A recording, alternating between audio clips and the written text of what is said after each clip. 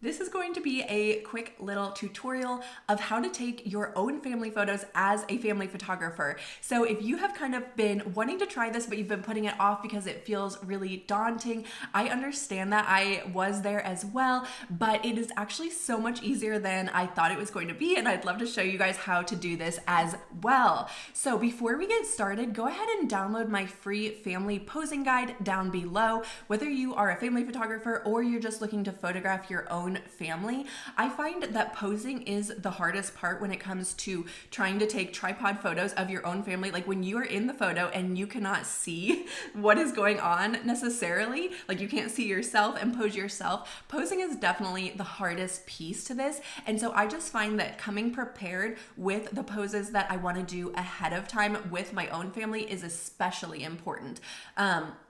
So go ahead and download that, come up with the poses that you want to do with your family before the session, and that's really going to help it feel less chaotic and help yourself feel more prepared.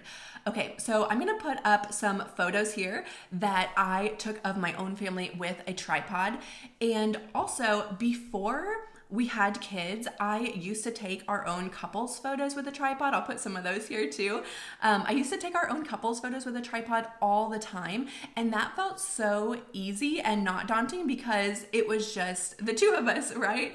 But when you throw toddlers and babies into the mix, it can feel so crazy to try to pose toddlers, especially. The posing, like I said, is the hardest part, but especially pose toddlers and babies and yourself in the midst of, they don't have anyone to look at behind the camera or anyone helping to corral the chaos. So it just felt really daunting, and it took me a while to start taking our own family photos.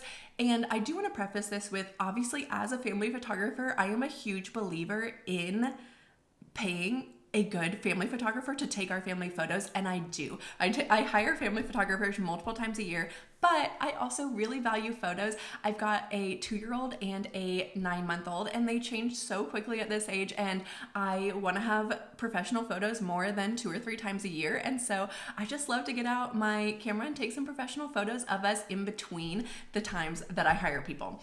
So what I do is I will get behind the camera first, set it up on a tripod. I'll show you my little setup, a picture of my setup here. So I'll put the camera on a tripod, and then I will put a little monkey on my camera as well. My monkey's name is George, and he really helps with getting little kids to look at the camera. And I just feel like this is especially important when you're taking your own family photos. You don't have anyone behind the camera for your kids to look at, so having that little monkey on the camera for your kids to look at can be even more helpful. So I put my camera on a tripod, put the monkey on the camera, and then first of all, I'm going to be behind the camera, and my husband and kids, I'm going to place them where I want them in front of the camera. So I'll figure out what my composition is going to be, where I want them to be in relation to the background, and then I will obviously figure out like where I'm going to stand, and then I will set my settings, my manual mode settings, set my focus. And then I will explain the pose to all of them, and I will figure out where I'm going to be in the photo as well. And then I actually really like to set a self timer. There's 2 ways to do this. You can use a self timer or you can use a remote, and I have done both of these things. But I prefer a self-timer just because hiding the remote can be a little bit tricky, and I like to have a little bit more freedom in my posing. So what I'll do with the self-timer settings is I'll set it to the maximum number of photos that I can take. I think it's 9, and I'll set a self-timer delay of around 10 seconds. And I will go ahead and press the shutter button, and then I will go ahead and get into my pose. I've got about 10 seconds to get there, and then sometimes I'll explain like, okay, we're gonna start doing this, and then we're gonna do this. I love to prompt instead of like just sitting still and posing.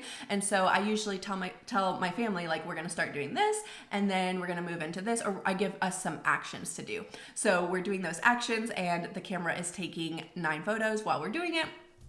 basically then I'll go and check out what those photos look like, and we'll do it again for the next pose, or if I feel like we need to redo it, we'll redo it. So and then I can tell my little 2-year-old like, hey, look at the monkey. And I even usually my 9-month-old does a really good job of looking at the camera as well. So I've gotten a lot of good like looking and smiling photos of us, as well as candid photos. So it actually works out a lot better than I think it is. I'm always surprised by how well it goes and how good the photos that we get are. I usually go into it with very low expectations of, you know what, if we don't get anything good, that's okay. This is why we hire professionals. But I'm always just super amazed at how good of photos we are able to get just with the tripod. So I hope this was helpful for you. And then, okay, well, I guess one thing I wanted to say is I also sometimes will use a remote. So I have taken our extended family photos as well. And so for those ones, they're a little bit less candid, a little bit more posed. And so I did feel like I could hide the remote easier for those ones, especially in a big group. And so I used a remote for those. So I basically just click, click, click, click, click, click, click on the remote, especially to try to get the toddlers to look at the camera. So I have tried it both ways, and a lot of people do prefer the remote.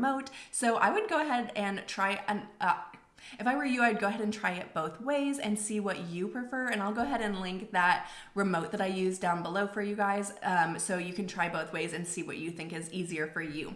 But I hope this was helpful for you if you're a photographer. And again, don't forget to download that free posing guide down below, so that you can come up with those poses you want to do with your family before the actual session to help make it a little bit less chaotic. So let me know how it goes when you pose your families for your family photos. I can't wait to see what you guys come up with.